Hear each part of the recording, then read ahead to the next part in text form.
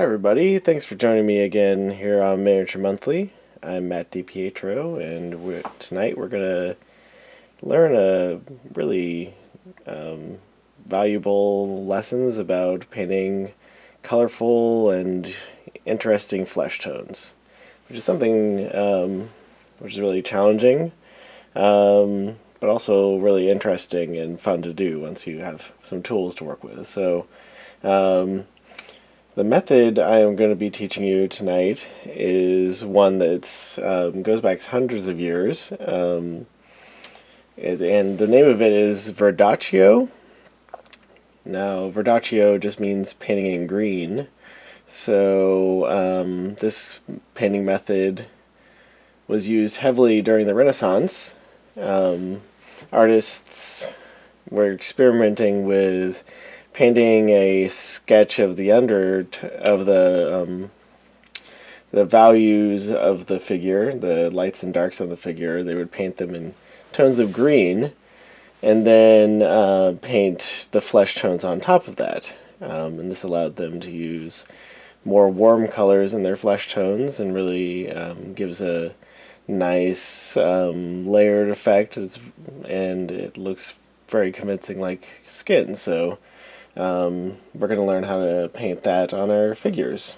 And I've really enjoyed showing this to some of my students on the online coaching through Miniature Monthly, and decided, hey, why not share with everybody? And so, without any more to do about that, let's take a look at our palette, and I can talk about the colors I'm going to be using.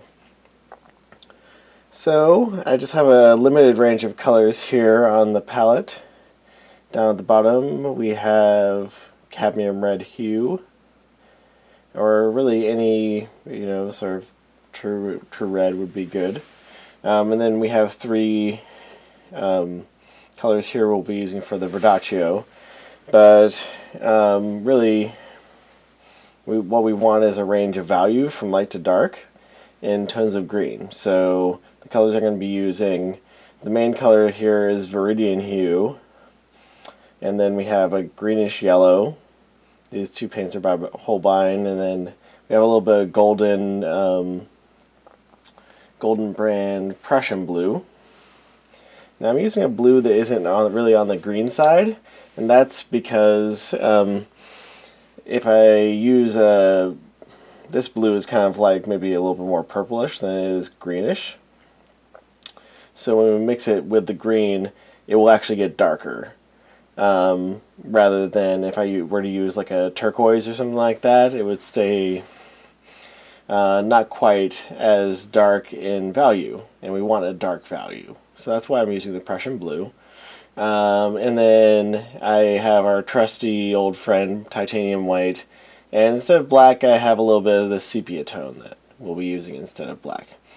And if we want a darker black, I wanted to show you this neat trick where you can take a little bit of Prussian blue and mix that with the sepia tone to get a darker black. But see how it has kind of like a color tone in there. So that'll be our darkest black there.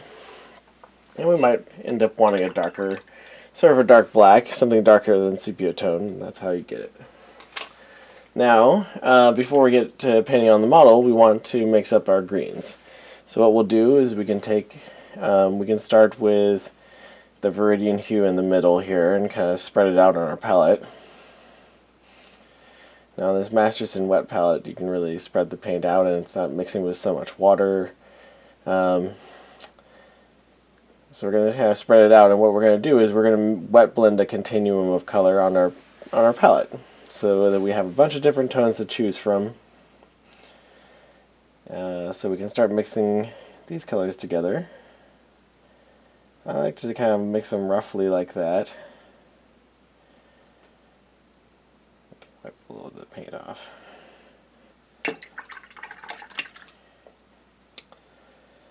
And start mixing in the blue at this end.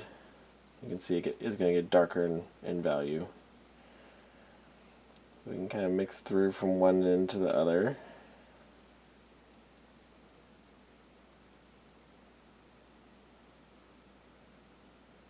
Now I'm going to add some white as well to the end here. And we'll just push back through.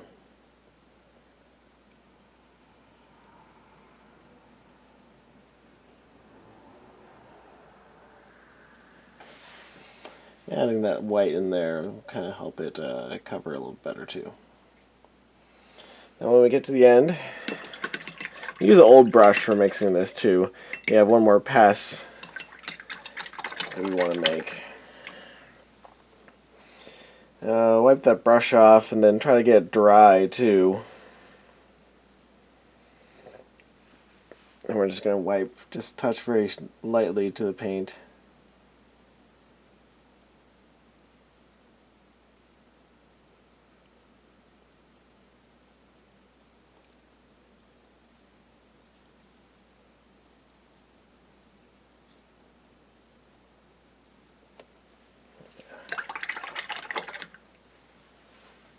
I think I'm going to add just a little bit more white to the end of this.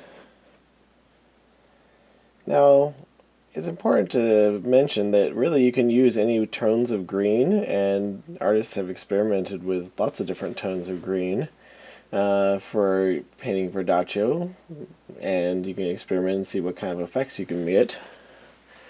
But the important thing is that we're going to be painting the values on the figure, which means, you know, the lights and darks. So we want this to be conveying some sort of lighting situation. And as long as you keep that in mind, you can experiment with the different tonalities of greens and the different effects you can get.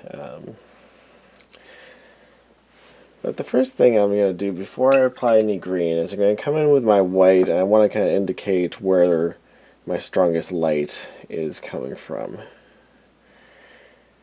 So maybe we have the light coming in from the right hand side maybe a little bit. And it's striking there, yeah, like right on the top of his head. Run your brush. Yeah. Let's paint that titanium white in there. And indicate where the light's coming from.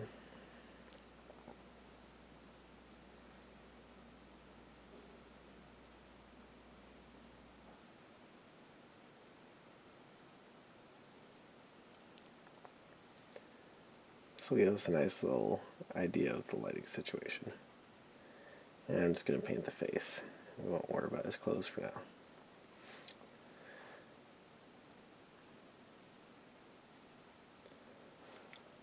Yeah, and feel free to add a little bit of texture or whatever you like with that.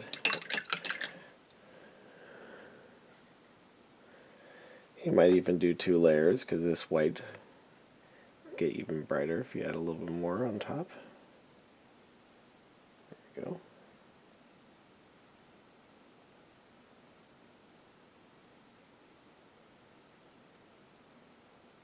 That nice trusty titanium white, we can really bump up the contrast.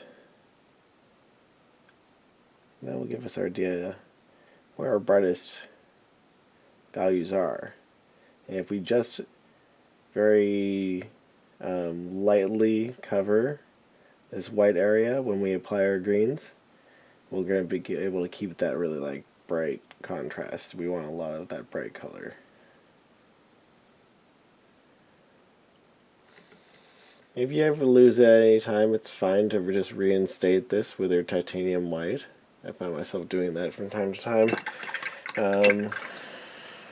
Especially if you're applying lots of thin layers on top.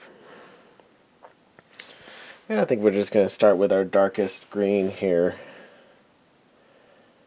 Yeah. And we're going to use that in these deep shadows. Anywhere where there's a deep shadow, we'll paint with this dark green.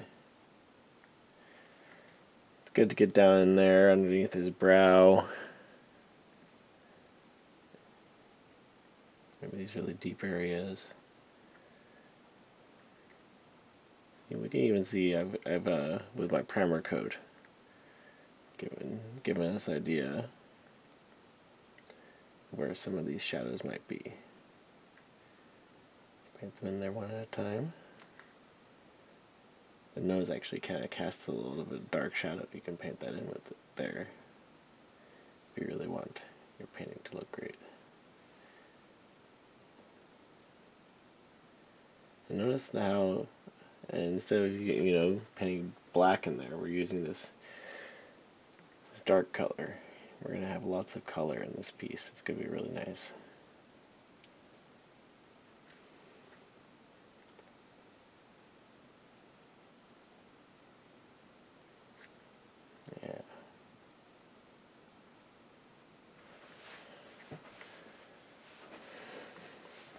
Yeah. Yeah, I think we have some dark shadow back in here too.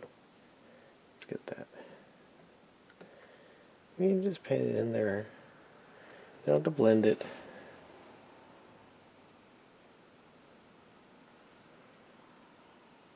Just mark out where that would be.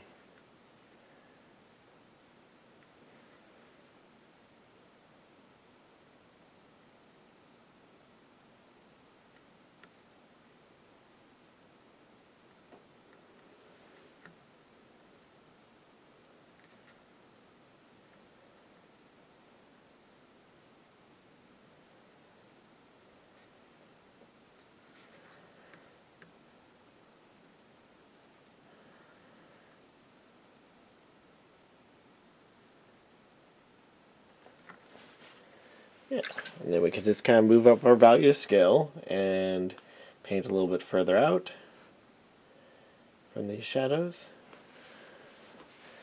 Maybe here where it's kind of the next stage up.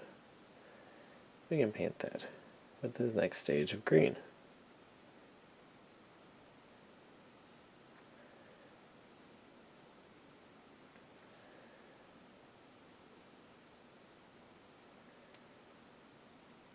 See how that works? Yeah. And we're getting a nice effect of the light as well.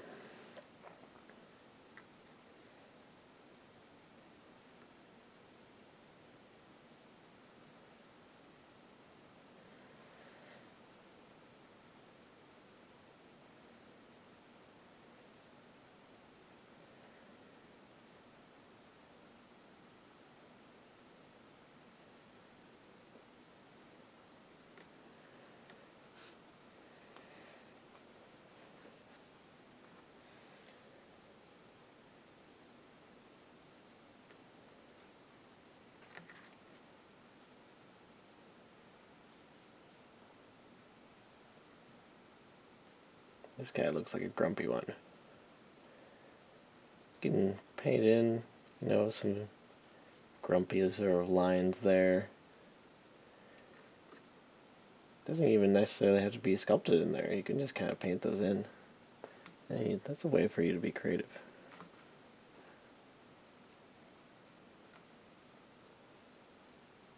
I always think it's good to be creative with your work. Don't be constrained by what the sculpt is, or maybe what the concept was for that sculpture. Try to think about what sort of thing you want it to look like. What kind of emotions you want to convey with it. Alright, we're going to step up one more layer in value. Yeah, maybe this. There we go, like that.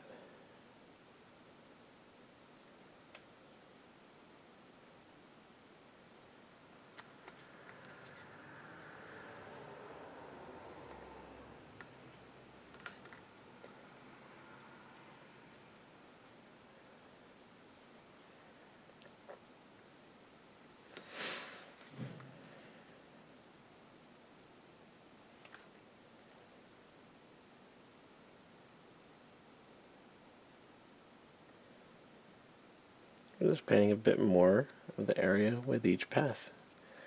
We can kind of see where the light would be hitting. Now we're going to jump up one more time. Getting into the brighter values now. Yeah, maybe this area here. We can get that pretty light. I think I want to maybe make this a little bit more yellow. Maybe mix a little bit more yellow into our green here. This greenish yellow. It was a little weak and we got lost by the stronger colors. I think if we add a little bit of yellow, this is going to really make it look like it's getting hit by a lot of light. Yeah, I like that better.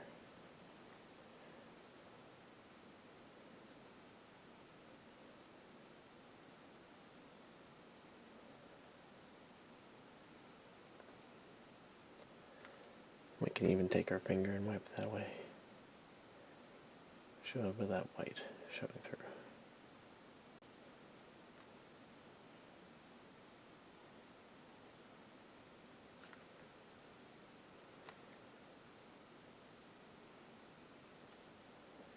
These are just going to be painting the undertones. We're painting. At the end, it's going to look like normal human flesh tone.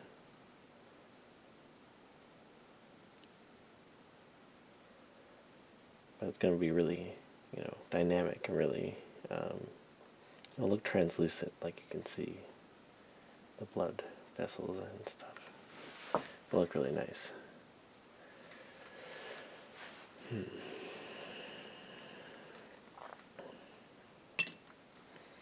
We gotta get his ears a little bit more. Don't want to neglect them. Let's give them just a little bit of the green.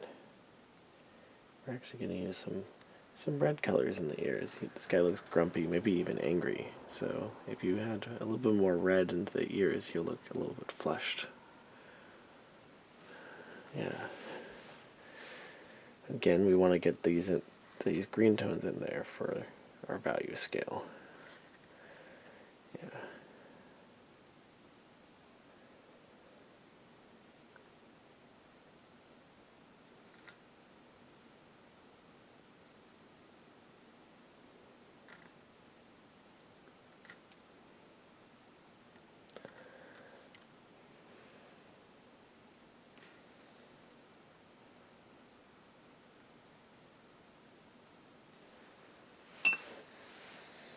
We got the initial pass in here. I'm just going to reinforce what we already did. Make it a little darker. We can lose some of the little speckling from our primer coat. Just kind of reinforce your colors until you lose the speckling effect. And that's how you know it will be nice and opaque.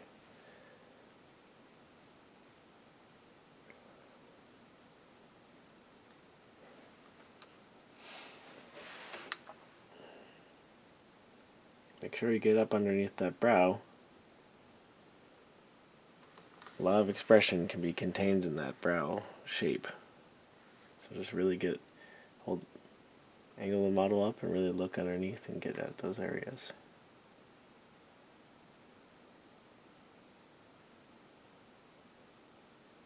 Don't worry about hitting the eyeball at this point.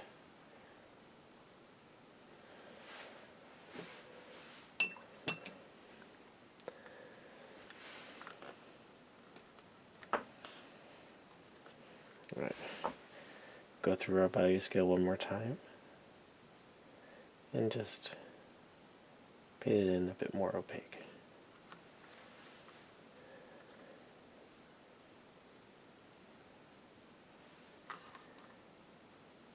And you can add a bit more lines and nuance at this stage too.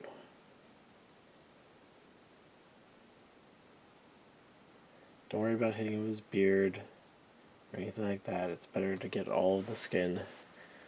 You don't want to miss any spots. And we can deal with the beard later.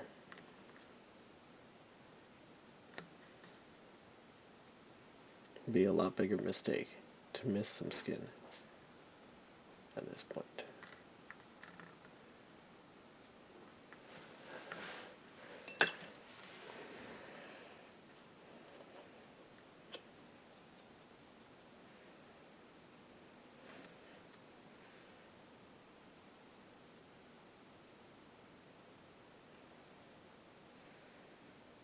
Again, this is just our second pass, trying to make it a bit more opaque by using the lighter colors now.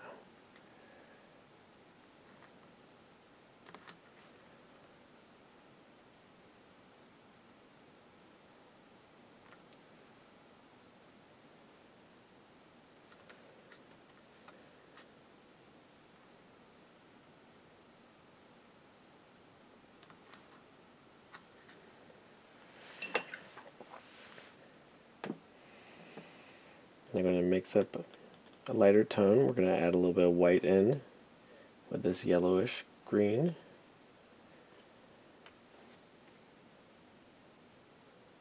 Bring it up even further.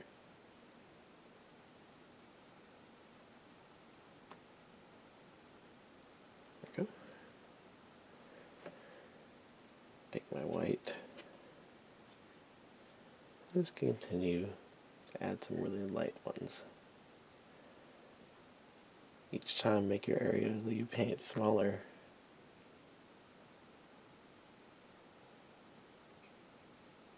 Until you're just painting little lines and things. That way it will transition nicely.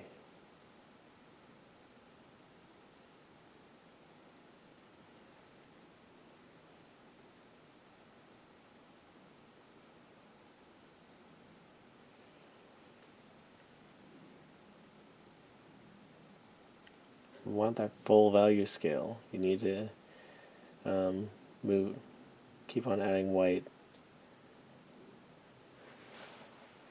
If your light highlights are not bright enough, you're gonna lose the contrast because there's gonna be a lot of layers of paint on top of this. The way this technique works is that we're gonna be seeing some of these colors showing through in the part 2 of the video. So it's just really important that you get these bright lights in there. And I'm going to actually come in with titanium white by itself, but fairly wet, so it will be fairly translucent. And that will really bump things up.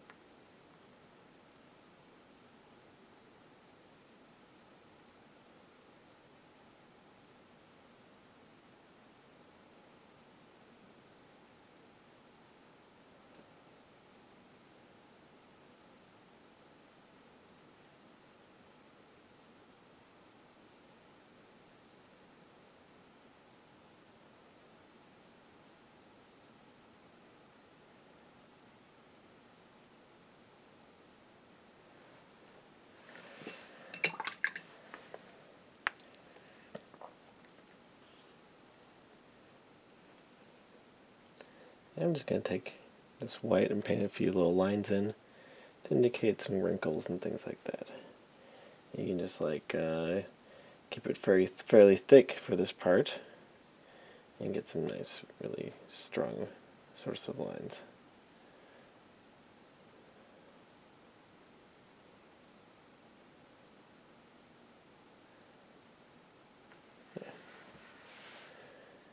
Yeah.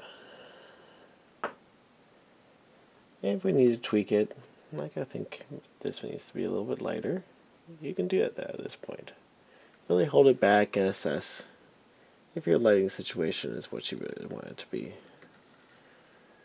Maybe you want to make changes right now, and it's not hard to do.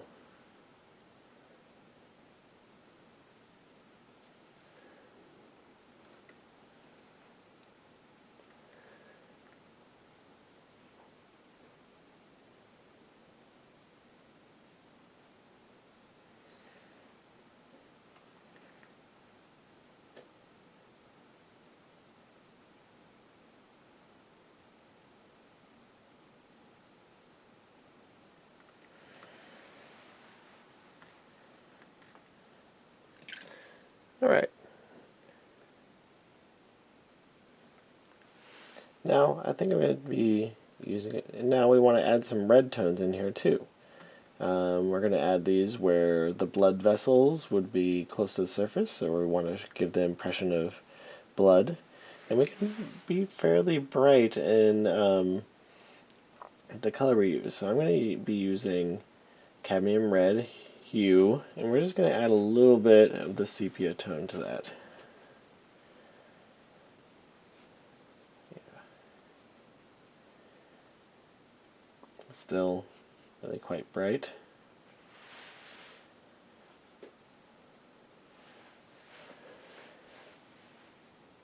So we're going to add a little bit of this red tone in his cheeks,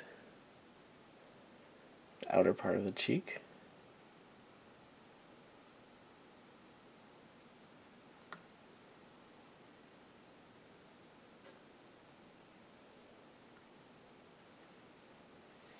And around the eye. And it's going to look a little extreme right now, but that's okay.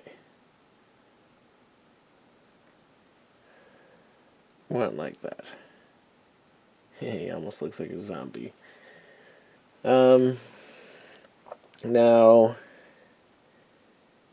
I'm going to put usually a little bit of blood vessels in the nostril area, especially towards the cheek. And they're going to be quite a lot. And I think,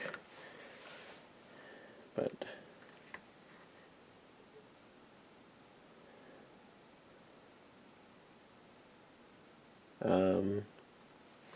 you might not want to paint any red at the tip of the nose unless you want him to look inebriated or jolly or something like that. I think this guy looks kind of mean, so instead of putting some red at the tip of the nose, we're going to red up his ears. That'll give that impression of anger or rage or just grumpiness.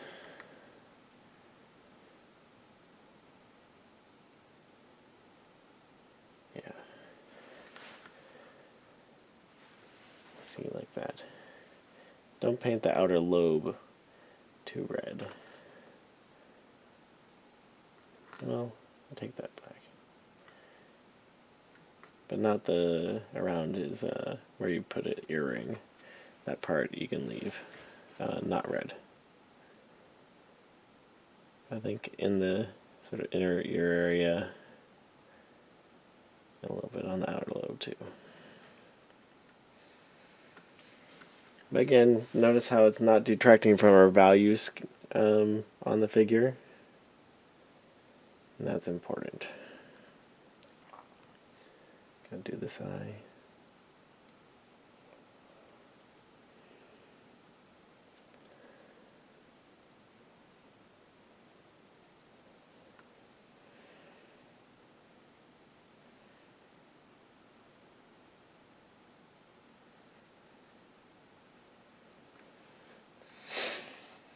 I think I'm going to take a little bit of the blue and mix that in there. A little bit more of the sepia tone. I want this to be less red. We're going to use it for the lips. If it's too red, it's going to look like he has lipstick on or something like that. So we'll start off pretty brown, and if it needs to get a little bit more red, we can do that.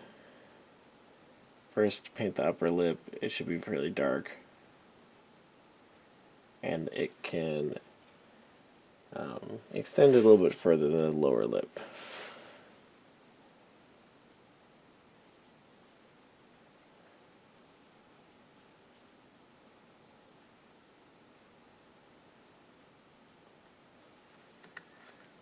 So you can see the cast of his upper lip.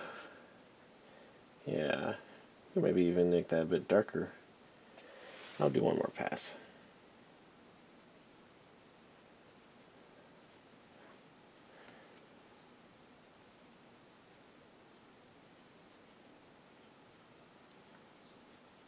Getting this in there clean can all be about the direction, getting a good angle on it. You can use the tip of your brush to get get it to sharpen near the edge of the mouth, you can really use that tip of the brush to do that. Alright. So we might use this darkest version, and we can paint in a few little dark lines. Yeah. On the lower lip. And the impression of those wrinkles of the lip. Yeah. And then we'll brighten it up a tiny bit, adding a little bit more of the red in. And we will maybe give it a little bit of color.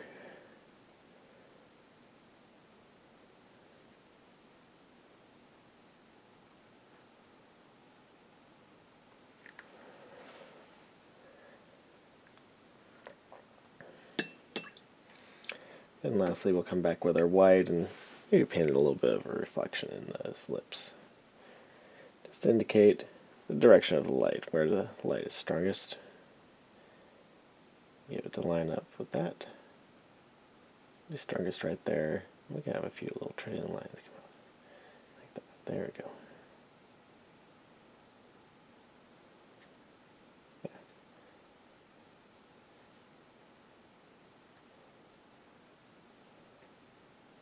And let's, while we're at it, just make that even a little bit brighter. Yeah. You can use really thick paint for this. I'm getting pretty bright. It should go all the way up to white.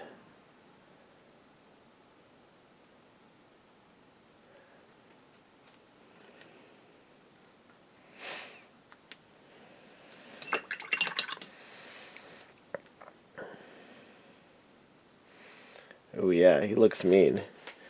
Yeah, I think that's looking pretty good. Might just tweak it a little bit here, but that will be our Verdaccio underpainting. And in the next video in the series, we'll be talking about how to take this Verdaccio and turn it into beautiful flesh tones. And I hope you'll come back and join us for that video coming up very soon, in the coming month. And just thank you again for tuning in and helping Elizabeth and Aaron and I bring you great content every month and help us getting through this tough time everybody is struggling through right now. Hope you're all doing the best you can right now. And we're just really, every day I think about how much I appreciate the support that everybody gives me and lets me follow this dream of painting miniatures and helping share the love of this art form that I have with you.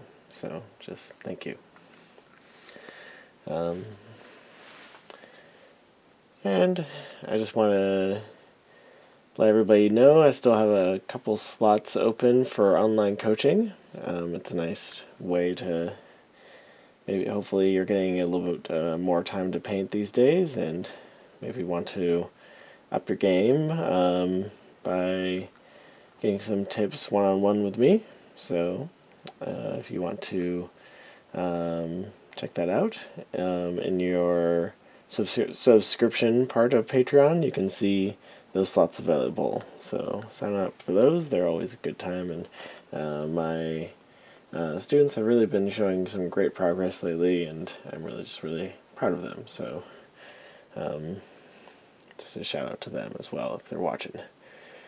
Well, I'm just going to let you go, and hope you join me for part 2 of the video coming up next month. Until then, I will see you around and paint bravely.